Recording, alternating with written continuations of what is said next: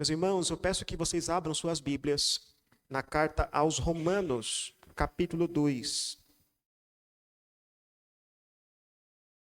Carta de Paulo aos Romanos, capítulo 2. Nós vimos na última exposição em Romanos que antes de Paulo nos dar as boas notícias do Evangelho, ele precisa dar as más notícias, não é? Porque para nós entendermos do que precisamos ser salvos, para que alguém entenda o porquê precisa de salvação, ele primeiro precisa entender qual é o seu verdadeiro estado. E é isso que Paulo faz aqui. Então, na sua exposição do Evangelho, Paulo começa falando da condenação, do juízo que está sobre a cabeça de todos os homens. E só então, a partir da segunda metade do capítulo 3, é que Paulo começa a falar da salvação. Então, se parecer para você que esse sermão é pesado, é mesmo. Okay? Porque aqui está falando a respeito da nossa condenação, do estado em que todos nós estamos desde a nascença, desde o nosso nascimento, e do qual somos livrados somente pela obra redentora de Jesus Cristo. Então, Romanos capítulo 2, leremos o capítulo inteiro. Peço que você deixe a sua Bíblia aberta. Assim diz a palavra de Deus.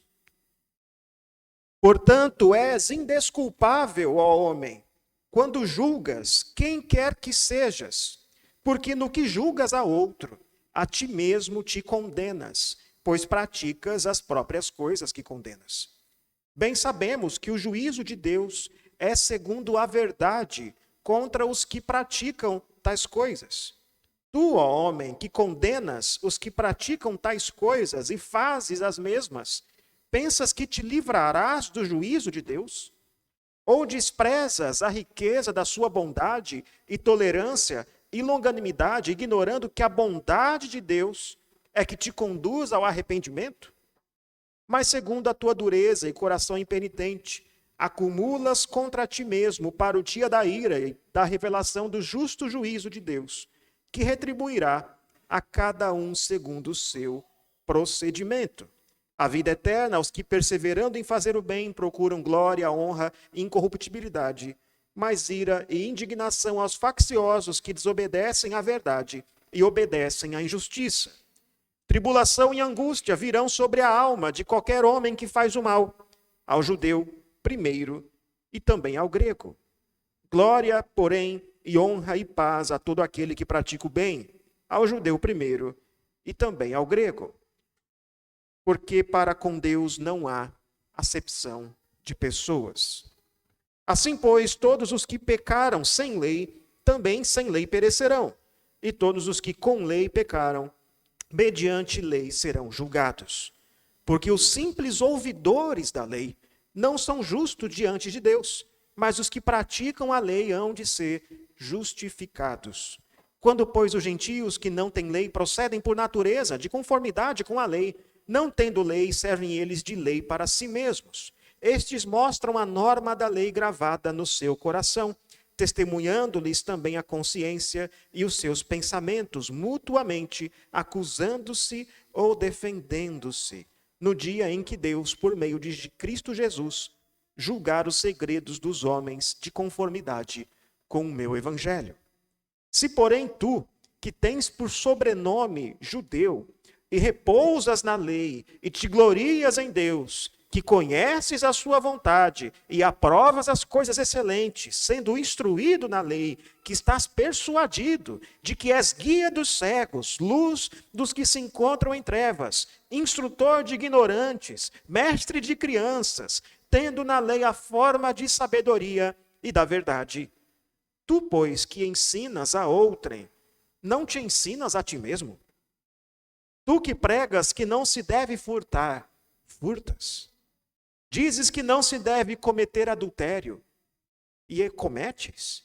Abominas os ídolos e lhes roubas os templos.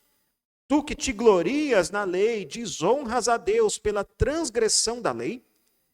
Pois como está escrito, o nome de Deus é blasfemado entre os gentios por vossa causa. Porque a circuncisão tem valor se praticares a lei. Se és, porém, transgressor da lei, a tua circuncisão já se tornou incircuncisão. Se, pois, a incircuncisão observa os preceitos da lei, não será ela, porventura, considerada como circuncisão? E se aquele que é incircunciso por natureza cumpre a lei, certamente ele te julgará a ti, que não obstante a letra e a circuncisão, és transgressor da lei. Porque não é judeu quem o é apenas exteriormente, nem é circuncisão a que é somente na carne. Porém, judeu é aquele que o é interiormente, e circuncisão a que é do coração, no espírito, não segundo a letra, e cujo louvor não procede dos homens, mas de Deus. Que Deus nos abençoe no entendimento da sua palavra. Meus irmãos, um dos grandes desafios na hora de evangelizar alguém, na hora da evangelização, é evangelizar pessoas religiosas. Se você pensa que é difícil, uma pessoa que vive uma vida dissoluta, uma vida totalmente afastada dos padrões morais de Deus se converter, que é difícil você falar de Cristo para alguém que está totalmente perdido na prostituição, na droga. Meus irmãos, é muito mais difícil pregar a um religioso. É muito mais difícil evangelizar alguém que se considera uma pessoa moral. Porque aquele que vive de forma dissoluta, facilmente ele percebe que ele está em miséria. Não é muito difícil você mostrar para ele que a situação que ele vive não é sustentável. A pessoa que está ali presa ao alcoolismo, a pessoa que está ali presa a pecados sexuais, ela percebe que a situação que ela está não é boa, é de miséria e leva à destruição. Mas é difícil evangelizar um moralista, que muitas vezes o moralista ele até demonstra no seu proceder uma vida moral, uma vida correta. Muitas vezes a sua família até que é arrumadinha, até que é correta, segue certos valores cristãos até. Muitos deles têm um conhecimento das Escrituras, até valoriza as Escrituras, até sabe citar versículos. Como é difícil, meus irmãos, evangelizar pessoas religiosas. O pastor batista Mike McKinley, no seu livro, ele tem um livro chamado Plantar Igreja para os Fracos, é o nome do livro. Ele conta a história de como ele assumiu um trabalho de revitalização de igreja lá nos Estados Unidos, uma igreja batista, uma igreja antiga. Ele assumiu aquele trabalho de revitalizar aquela antiga igreja. E um dia ele foi evangelizar ali na sua comunidade, evangelizar ali no seu bairro, e começou a conversar com um senhor, um idoso, falando que ele é pastor daquela igreja e queria lhe apresentar o evangelho. Aí o idoso perguntou assim, mas o senhor é pastor de qual igreja? Ele falou, daquela igreja ali, aquela mais antiga, que fica ali, bem naquele lugar bem conhecido. Aí ele falou, mas eu sou membro daquela igreja.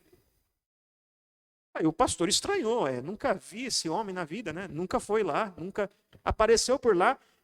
Aí o senhor idoso explicou, não, eu sou membro daquela igreja. Há muitos anos atrás, cerca de 60 anos atrás, eu fui batizado lá. Minha família toda foi batizada lá.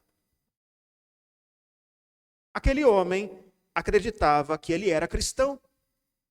Ele acreditava que ele era membro da igreja, mesmo sem ter pisado os pés na igreja por tanto tempo. Mesmo vivendo de modo totalmente alheio ao evangelho, alheio à vontade de Deus, tendo a sua vida vivida totalmente longe de Deus, ele acreditava que ele era membro daquela igreja. E assim é no Brasil também, não é? Nós vemos isso acontecer muito, não é? Pessoas que se dizem católicas não praticantes, até um tempo atrás era bem comum você ver apenas católico não praticante. Infelizmente, agora está ficando comum você ver evangélicos não praticantes, não é? Ou desigrejados. Não, eu sou cristão, mas eu adoro aqui em casa mesmo. Sou cristão, mas vivo de maneira dissoluta. Sou cristão, mas continuo vivendo nesse pecado.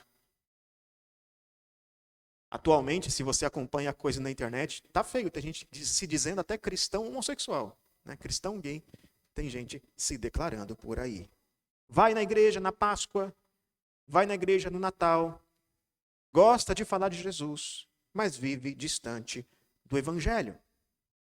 E é com algo assim que Paulo está lidando. Paulo escreve esse capítulo para tratar com os judeus. Depois de falar dos gentios, depois de falar dos pecados comuns no mundo gentílico, no mundo dos gregos, os pecados da homossexualidade, da idolatria, agora Paulo passa a lidar com os judeus. Paulo está expondo o evangelho. Nós já vimos que o objetivo de Paulo na carta aos Romanos é edificar os romanos, edificar aquela igreja, tratar de seus problemas internos, mas também apresentar o seu evangelho, que ele deseja levar até a Espanha. E ele quer que aquela igreja seja uma parceira, uma igreja parceira da sua missão. Esse é o objetivo de Paulo. Então Paulo começa a expor o seu evangelho. E evangelho significa boa notícia, mas antes de Paulo dar as boas notícias, ele precisa dar as más notícias.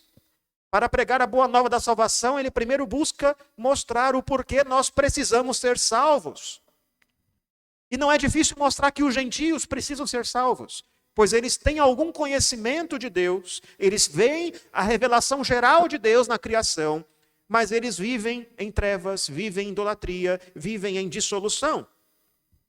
E talvez um judeu que ouvisse essa denúncia de Paulo, o primeiro capítulo, um judeu, talvez, depois de tudo, diria: amém, Paulo, amém, fala Deus. Afinal, os judeus eram severamente críticos à cultura romana, à cultura grega daquele tempo. Mas agora Paulo busca mostrar aos judeus, aqueles que tinham as escrituras, aqueles que tinham a revelação especial de Deus, aqueles que tinham os profetas, o templo, os sacrifícios, que eles também estavam sujeitos à mesma condenação, ao mesmo julgamento. É claro, meus irmãos, é importante tratar e especificar, diante do contexto que estamos vivendo essa semana, se você acompanha as notícias internacionais, que a crítica de Paulo aos judeus aqui é uma crítica pelo seu aspecto religioso, tá? Paulo não era um antissemita, aliás, Paulo era um judeu. Então, Paulo, ao criticar os judeus, ele está criticando o seu próprio povo. Paulo era um judeu, bem como Jesus também era judeu. Nós valorizamos os judeus. Os judeus foram aquele povo que recebeu a revelação de Deus, a revelação especial, as Escrituras, e nós somos devedores dos judeus. E o próprio apóstolo Paulo tem esperança de que em algum momento na história, no final dos tempos, muitos judeus se converterão ao Evangelho, se tornarão cristãos. Paulo tem essa esperança.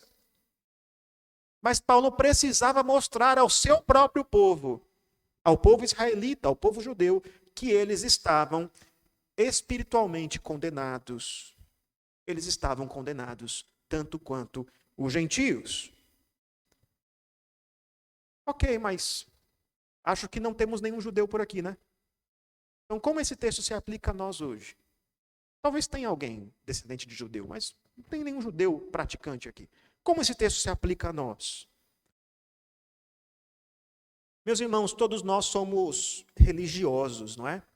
Se nós somos cristãos, nós somos religiosos. Eu não falo isso no sentido pejorativo, não. Nós seguimos uma religião. Nós entendemos que há um meio, uma ligação, um religare de Deus com os homens, que é por meio de Jesus Cristo. E a má notícia que Paulo traz para nós aqui é que tanto religiosos quanto não religiosos estão sujeitos ao mesmo julgamento. Ambos precisam da graça que é oferecida em Cristo Jesus. E sem Jesus, não interessa o quão religioso você seja, você está sob o juízo de Deus. Qual é o juízo de Deus sobre os religiosos? Em primeiro lugar, primeira coisa que vemos aqui, versículos 1 a 11, é que os religiosos estão sujeitos ao julgamento de Deus. Paulo começa se dirigindo àqueles que julgam. Ele fala: vocês aí, vocês que julgam, vocês que são julgadores.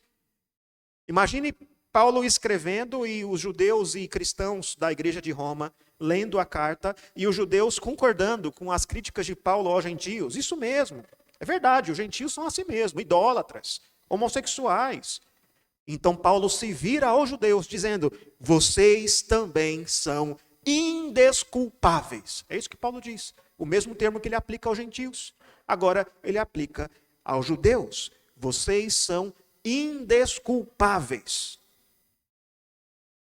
Os homens são indesculpáveis, os gentios são indesculpáveis porque Deus se revelou por meio da criação. Mas agora ele deixa claro que os judeus também são indesculpáveis. Eles também não têm justificativa diante do julgamento de Deus. Por que eles estavam sob julgamento? Porque eles estavam sujeitos a esse julgamento. Porque eles praticavam as coisas que eles condenavam. Lembra lá de quando Natã foi falar com Davi depois do pecado, do adultério de Davi com Batseba? E Natã chega, conta aquela história de um homem que roubou a ovelha de seu vizinho. Um homem rico roubou o único bem de um homem pobre. E Davi, então, cheio de ira, fala assim: esse homem deve ser morto. E o que Natã faz? Natã vira para Davi e diz: tu és o homem. Quando Davi proferiu aquele veredito, aquele julgamento, ele acabou condenando a si mesmo. É isso que Paulo aplica agora aos judeus. Quando os judeus condenam o pecado do mundo gentílico, quando eles estão prontos a julgar os outros, eles na verdade julgam a si mesmos, porque pelo critério que eles julgam os outros, eles também serão julgados. Então Paulo começa aqui na sua argumentação a apelar ao conhecimento que os próprios judeus tinham da Escritura. Eles apelam àquilo que os judeus já sabem. Ele declara uma verdade geral que nós encontramos no Antigo Testamento. Deus julga, versículo 2, segundo a verdade, contra os que praticam tais coisas. O que é segundo a verdade? É a ideia de que Deus julga segundo os fatos. Deus olha para a realidade. O julgamento de Deus é um julgamento correto. Ele não erra no seu julgamento, ele julga segundo a reta verdade. O seu julgamento é incontestável, ele não é como um juiz corrupto que fecha os olhos aqui e ali para certas realidades. Não, o seu julgamento é criterioso. Então, a partir do versículo 3, Paulo começa a adotar um estilo de argumentação com base em perguntas. É uma maneira comum de ensinar naquele tempo. Você fazer perguntas a um oponente imaginário, a fim de mostrar o quão absurda é a posição do oponente. Esse tipo de argumentação é chamado de diatribe. Qual que é o objetivo? Você pensa num oponente imaginário, faz perguntas a ele mostrando o absurdo, a fim de reduzir ao absurdo a sua posição. É isso que Paulo está fazendo aqui. Então ele mostra quão absurdas são as ideias dos judeus. É absurda a ideia de que se pode condenar tais coisas. Que coisas? Aquilo que Paulo descreveu no capítulo 1. As práticas dos gentios. Não só homossexualidade, não só idolatria, mas também mentira, difamação, malícia, maldade, assassinato, contendas. Como é impossível, é absurdo você condenar isso e praticar a mesma coisa. Paulo pergunta: pensas que te livrarás do juízo de Deus? E a resposta óbvia, clara é: não é impossível livrar-se do juízo de Deus, conhecendo a lei, julgando segundo a lei, mas praticando a mesma coisa. E quando Paulo afirma isso, quando Paulo mostra esse absurdo, ele está argumentando com um pensamento judaico daquele tempo. Alguns comentaristas trazem isto, que na literatura judaica daquele tempo você tinha essa ideia. Por exemplo, no livro dos Provérbios da Sabedoria de Salomão, você tem essa ideia de que os judeus, por serem filhos de Deus, por serem povo de Deus, mesmo que pequem à vontade, mesmo que façam todo tipo de coisa errada, eles não passarão pelo julgamento. A ideia de que os judeus não serão julgados. Deus livraria o seu povo do juízo, mesmo que eles estivessem cheios de pecados. Basta o quê? Basta ser judeu. Basta ter nascido judeu. Basta ter passado pelo rito da circuncisão, ter entrado no povo da aliança e pronto. Está resolvido.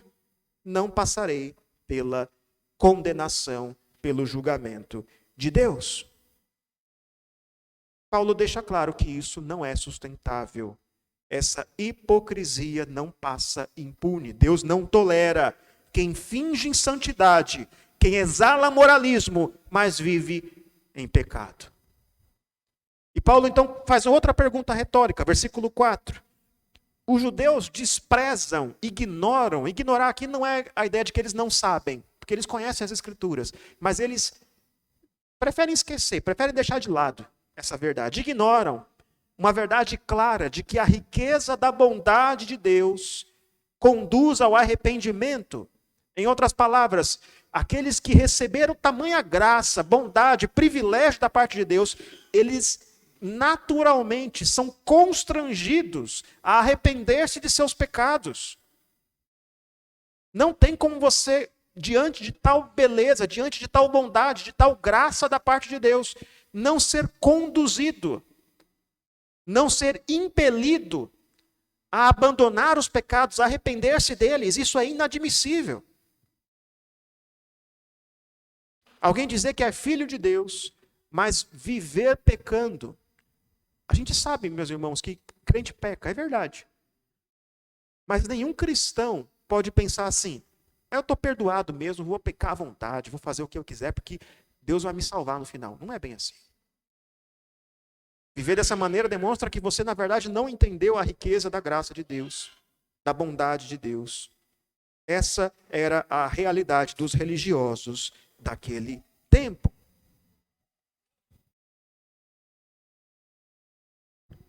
Então Paulo passa a falar de como é esse julgamento de Deus. Ele começa a descrever o julgamento, versículos 5 a 11. Ele fala de um julgamento futuro. Ele diz que os religiosos que viviam de modo hipócrita estavam acumulando para si, acumulando para o dia da ira. Paulo usa aqui no grego o verbo entesourar, aqui, a ideia de você guardar um tesouro. Mas que tesouro eles estavam acumulando? É o tesouro da ira de Deus. Eles estavam guardando para a ira de Deus. Enquanto praticavam a sua religião, enquanto cumpriam as suas promessas, subiam escada de joelho, na verdade eles estavam só aumentando a sua culpa. E haverá um dia em que esse tesouro será totalmente liquidado. Haverá um saque de todo esse tesouro. O dia da ira, da revelação, do justo juízo de Deus. Trata-se do julgamento final. Os judeus acreditavam no julgamento final. Eles tinham na sua escatologia um conceito que nós encontramos no Antigo Testamento, em livros como o livro de Joel, o livro de Amós, o dia do Senhor. O dia em que Deus visitaria a terra para julgar, e julgaria todas as nações, e livraria o seu povo. Só que os profetas como Joel, como Amós, eles mostram que esse julgamento virá também sobre o povo de Deus, também sobre os judeus. Os judeus não estão isentos, como povo étnico, de passar por esse mesmo julgamento. E como será esse julgamento? Como é esse juízo de Deus? O julgamento de Deus não é como o do homem, que é parcial, que é limitado, que não tem acesso a todas as informações. Versículo 6 diz aqui que ele retribuirá, isto é, ele vai punir em resposta ao erro cometido, à falha cometida. Ele vai retribuir cada erro. Ele retribuirá a cada um, isto é, todo mundo, sem exceção. A cada um, conforme o seu procedimento. Há um critério objetivo, mensurável, proporcional às obras, o nosso proceder. E Paulo aqui está refletindo com clareza o ensino do Antigo Testamento. Salmo 62, Provérbios 24 nos diz isso, que Deus julga a cada um segundo as suas obras. Veja, Paulo não está ensinando aqui salvação por obras, ok? Aqui faz parte ainda do momento em que Paulo está tratando sobre a condenação que está sobre a humanidade. Paulo não está dizendo que somos salvos por obras. Na verdade, ele está mostrando que, pelas obras, todos nós somos condenados. Todos sem exceção. Sem Jesus Cristo, sem a redenção, sem a remissão dos pecados, todos nós estamos no mesmo patamar, condenados. Porque Deus julga segundo as obras, e segundo as obras todos nós falhamos.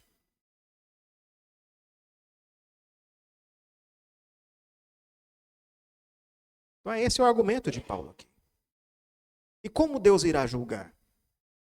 Versículos 7 e 8. Qual será o veredito de Deus? Paulo diz que aqueles que procuram coisas superiores, coisas eternas, glória, honra, incorruptibilidade, esses receberão a vida eterna. Aqueles que buscam galardão, aqueles que buscam a bênção celestial, o reino dos céus, eles recebem isso. Mas aqueles que desobedecem à verdade e obedecem à injustiça, aqueles que recusam, que ignoram a palavra de Deus, esses recebem ira e indignação. Então, no versículo 8, Paulo fala a respeito de como isso é na nossa experiência. O que nós sofremos? Os que fazem o mal experimentam sofrimento, tribulação e angústia em sua alma.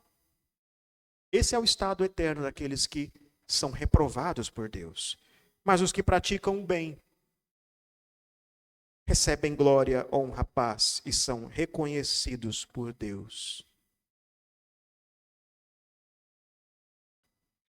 E Paulo deixa claro que esse julgamento vale para judeus e para gentios. Versículos 9 e 11. Ele diz: ao judeu primeiro e também ao grego.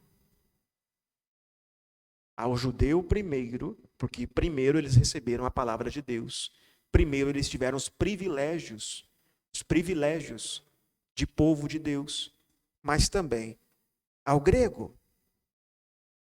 E assim Paulo confirma que o julgamento de Deus é equalitário. Deus não faz acepção de pessoas.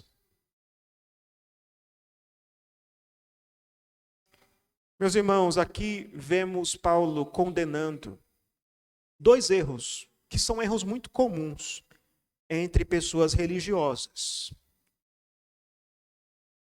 Um desses erros é a justiça própria.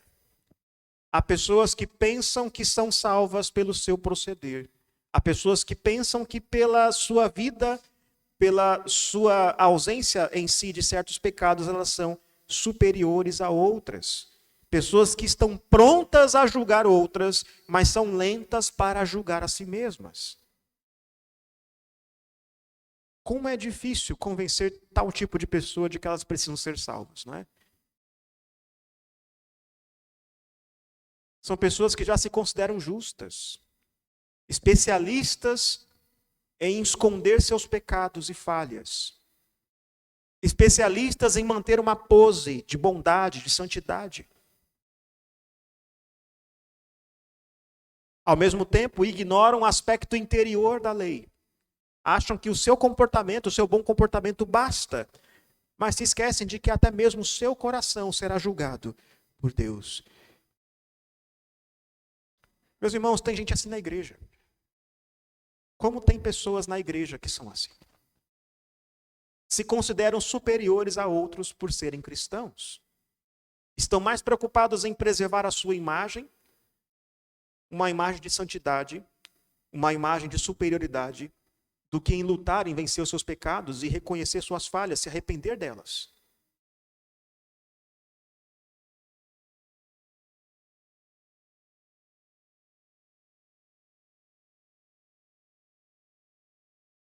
O outro erro, meus irmãos, igualmente perigoso, é o erro da hipocrisia. E as duas coisas andam de mãos dadas. A hipocrisia é essa vida dupla. Finge santidade enquanto vive na imoralidade. O hipócrita é um ator. Aliás, esse é o significado da palavra originalmente. É um ator, ele sempre usa uma máscara. Ele critica duramente os outros, mas o seu legalismo, a sua dureza, a sua rigidez, na verdade, é uma máscara, é uma capa pela qual ele esconde os seus próprios pecados. Porque por trás de um espírito legalista, um espírito condenatório, o que você tem muitas vezes é uma vida cheia de pecados ocultos. Julgamos os outros por aquilo que nós mesmos somos.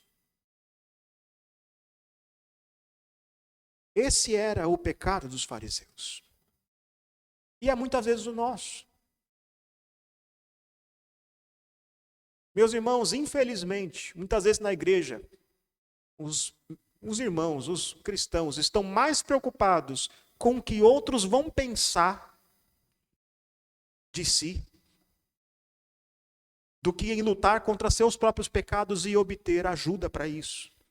Eu lembro quando aqui eu falei, a gente fez aquela série de estudos sobre aconselhamento, lembram disso?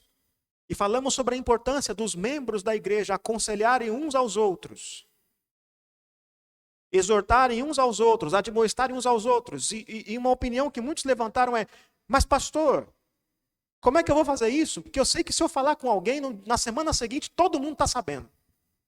Não é isso que alguns levantaram? Muitas vezes nós estamos mais preocupados com o que outros vão pensar de nós. Nós pensamos na igreja como um lugar onde a gente vai para fingir que está tudo bem. O casamento está ruim, brigando todo dia, está passando por dificuldade, está passando por lutas, está perdendo para o pecado, mas chega da igreja quer fazer o quê? Manter a pose. Manter as aparências. Não, meus irmãos. A igreja deveria ser o lugar onde a gente tira a máscara. A gente mostra o pecador que a gente é. E pede ajuda.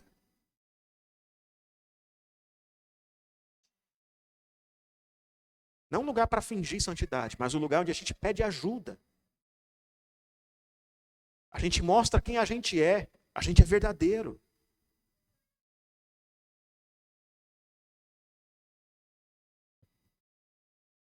O que Paulo deixa claro aqui é que ser religioso não isenta ninguém do julgamento de Deus.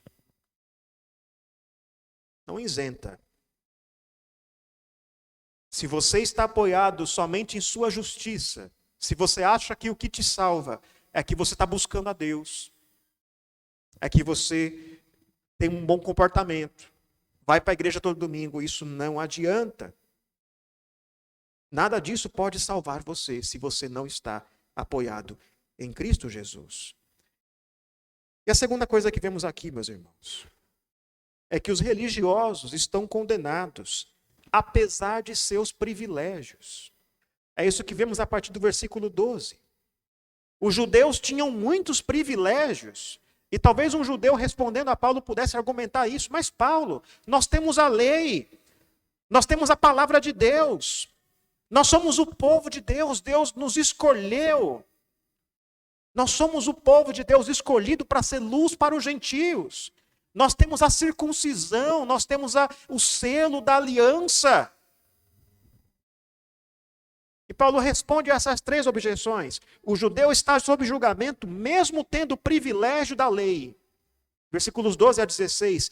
Paulo afirma que todos os que pecaram são julgados, tanto os que tiveram acesso à lei, tanto os com lei quanto os sem lei. Sem lei são os gentios, aqueles que não têm acesso à revelação especial de Deus.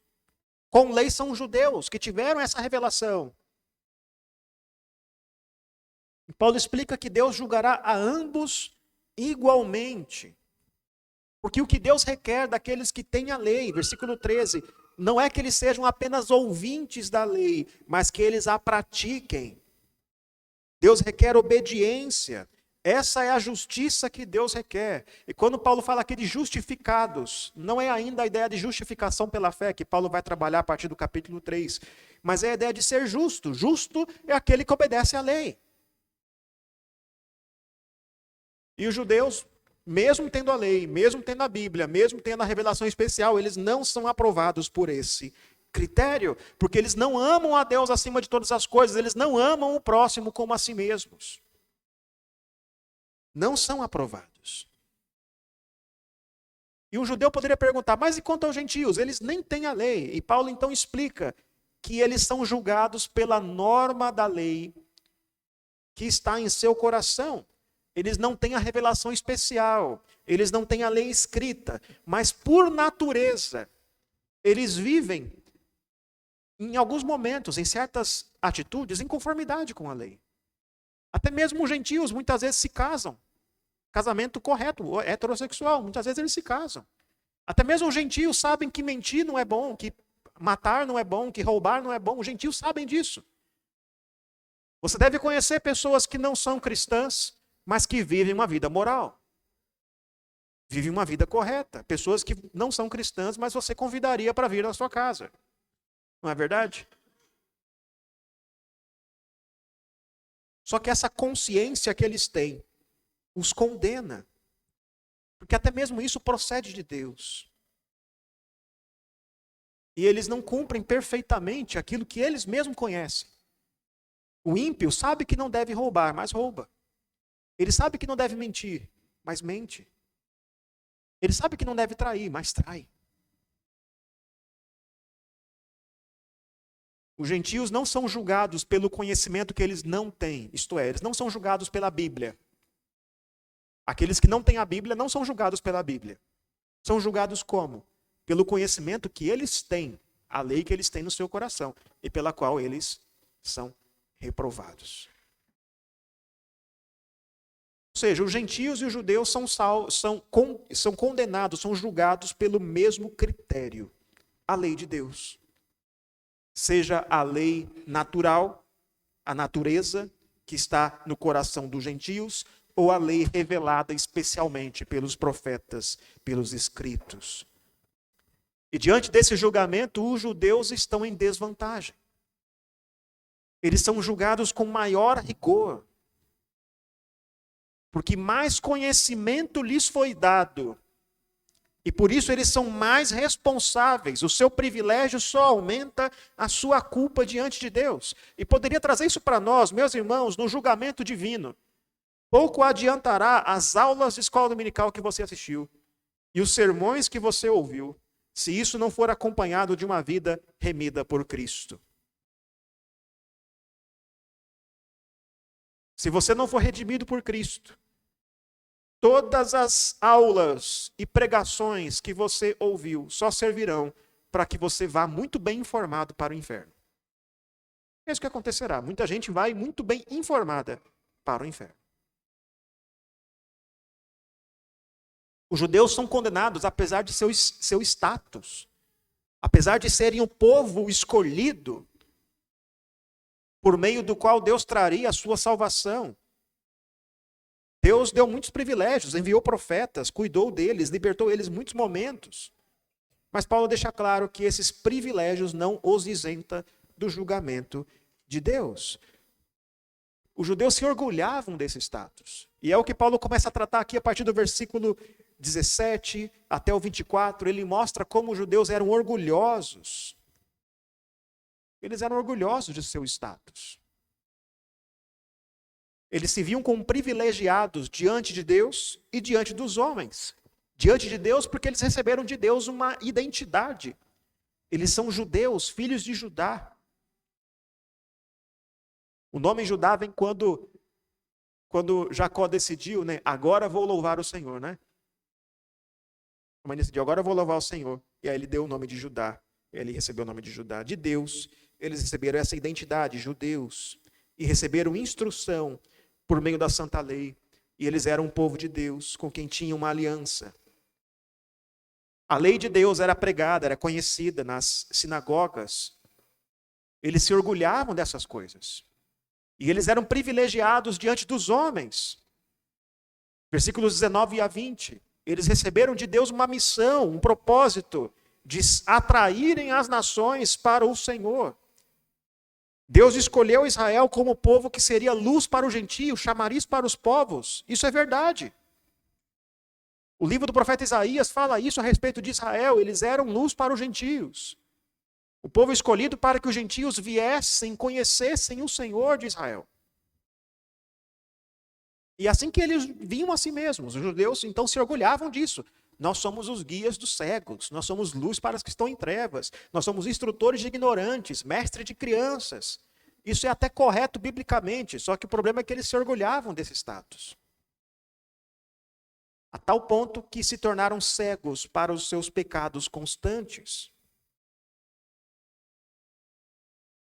E o que Paulo mostra aqui, então, que esses privilégios não valem nada, porque eles praticam aquilo que condenam e desonram a Deus. Depois de descrever o suposto privilégio dos judeus, nos versículos 21 a 24, Paulo escancara, então, a hipocrisia deles. Eles ensinam a lei, mas não ensinam a si mesmos. Eles condenam o furto, condenam o adultério, condenam a idolatria, mas praticam tais coisas. O privilégio que eles têm só escancara a sua culpa.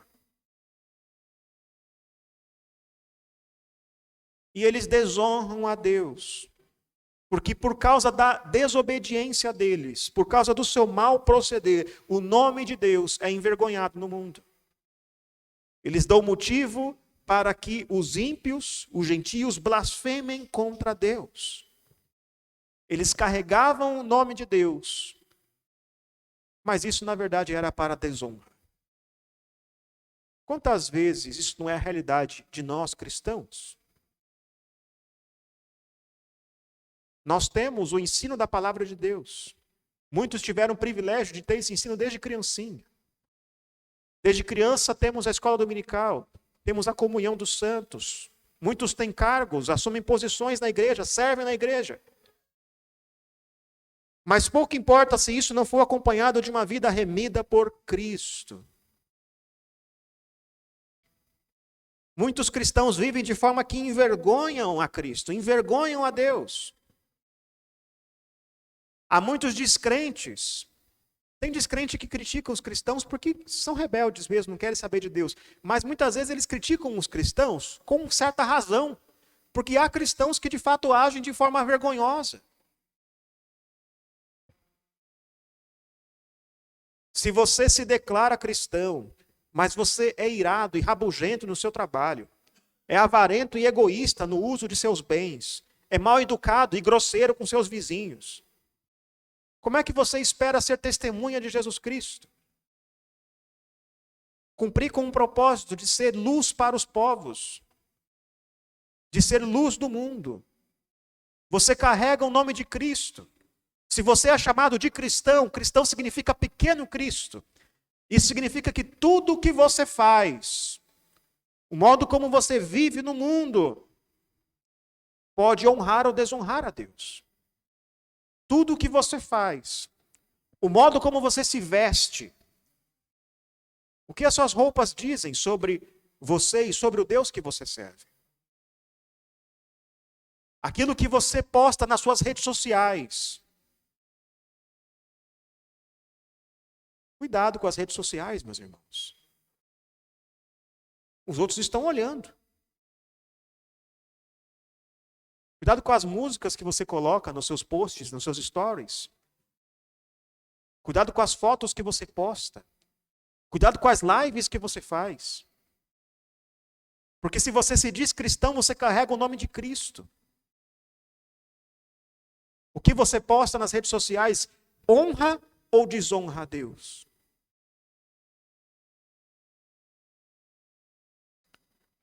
E os judeus são condenados apesar de sua circuncisão. Esse é um privilégio que os judeus valorizavam muito. Circuncisão era o sinal da entrada na aliança. Era o selo de que eles eram um povo de Deus. E a lei de Deus, os preceitos de Deus são condições estabelecidas na aliança. Ou seja, aqueles que estão em aliança com Deus devem obedecer à lei de Deus. E o que Paulo mostra aqui a respeito da circuncisão é que ela não tem nenhum valor, caso a pessoa circuncidada, que era o caso dos judeus, eram circuncidados no 8º dia, não cumprissem as condições da aliança. Se alguém é circuncidado, mas vive de modo dissoluto, de modo errado, contra a lei de Deus, ele é como se fosse um incircunciso. E o contrário, Paulo demonstra ser verdadeiro. Aqueles gentios que se relacionam com Deus, que estão em aliança com Deus, que cumprem os preceitos da aliança. E Paulo aqui então, podemos referir aqui aos judeus cristãos, aos gentios cristãos, aos cristãos que são gentios. Paulo diz que para eles, mesmo sendo incircuncisos, mesmo não tendo passado pela circuncisão, são considerados como se fossem circuncisos, porque eles fazem parte do povo da aliança. É o nosso caso aqui, é o caso daqueles que confessam a Cristo em nossa igreja. Não somos circuncidados, mas nós somos para Deus, povo da aliança. Então Paulo faz aqui uma grande inversão.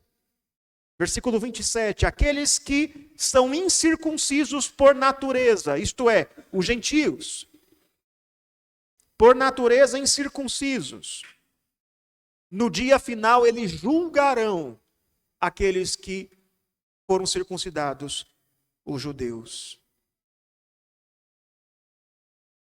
O que Paulo está dizendo para os judeus, os gentios que fazem parte da aliança, que estão em aliança comigo, julgarão vocês, povo privilegiado de Deus. Então, versículos 28 e 29, Paulo retrata o que é ser judeu de verdade. O verdadeiro israelita, o verdadeiro judeu, é aquele que faz parte do povo de Deus, não étnico, mas espiritual. Aquele que foi purificado em seu coração. Aquele que teve uma mudança operada pelo Espírito Santo. Esse é o verdadeiro israelita. E é por isso que nós dizemos que a igreja hoje é o Israel de Deus. A igreja é o Israel espiritual. A designação de povo de Deus, de Israel espiritual, pertence à igreja do Senhor Jesus Cristo. Todo aquele que nasceu de novo é herdeiro das promessas feitas a Abraão. É o que Paulo trata lá em Gálatas capítulo 3. Israel, hoje, Israel espiritual, não é o povo que está lá em guerra, lá no seu país, naquela nação do Oriente Médio, mas é a igreja do Senhor Jesus Cristo. Esse é o Israel espiritual. Existe o Israel étnico, é aquele povo que está lá sofrendo na mão de terroristas, mas nós somos o Israel espiritual. E nós podemos fazer um paralelo claro, meus irmãos, da circuncisão, que é um sinal de entrada na aliança, com o nosso sinal, o sinal que nós recebemos, o batismo. Assim como a circuncisão, o batismo marca a nossa entrada no povo da aliança. E quando uma criança, um filho de crente é batizado, ele é marcado como alguém que também pertence à aliança. Mas o batismo é apenas um sinal. É um sinal que abençoa. É um sinal que é instrumento de Deus para trazer bênção sobre a vida dos crentes. Mas esse sinal só tem validade se for acompanhado daquilo que ele significa. Não adianta ser batizado e ao longo da vida não se converter. Não viver uma vida que reflita a realidade que o batismo simboliza. Não adianta você, pai, mãe, batizar seus filhos e não ensiná-los no caminho do evangelho. Não adianta nada. Ninguém pode chegar lá no julgamento de Deus e dizer, Deus, mas eu fui batizado. Eu me batizei, eu professei a fé. Não adianta nada se não tiver vida com Deus. Se não for unido a Cristo. Se não nasceu de novo.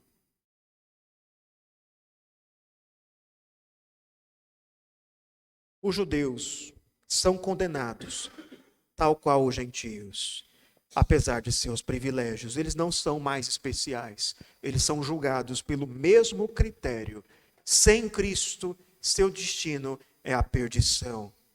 E essa é também a situação de todo religioso que não tem a Cristo. Alguém pode dizer, mas eu gosto de ir para a igreja, eu vou para a igreja até de vez em quando. Eu dou cesta básica para as pessoas pobres, eu dou esmola. Eu tenho uma família saudável, eu tenho esposa, tenho marido, tenho filhos. Meu casamento é harmonioso. Tudo isso vale nada se não tiver Cristo. A sua justiça não é suficiente. Por mais religioso que você seja, você precisa do Evangelho. Você precisa do Evangelho. O julgamento é tão real para você como para aqueles que vivem perdidos na rua, perdidos no mundo. Você não é melhor do que eles. Eu e você que somos cristãos devemos ter isso bem em mente. Não somos melhor do que aqueles que não estão aqui. Nós não somos melhores.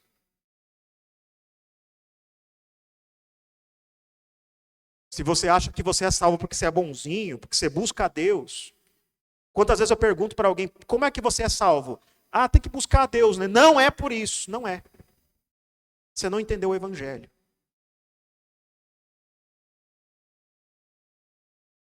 Somos salvos mediante a fé no Senhor Jesus Cristo, na justiça de Cristo, na obra de Cristo.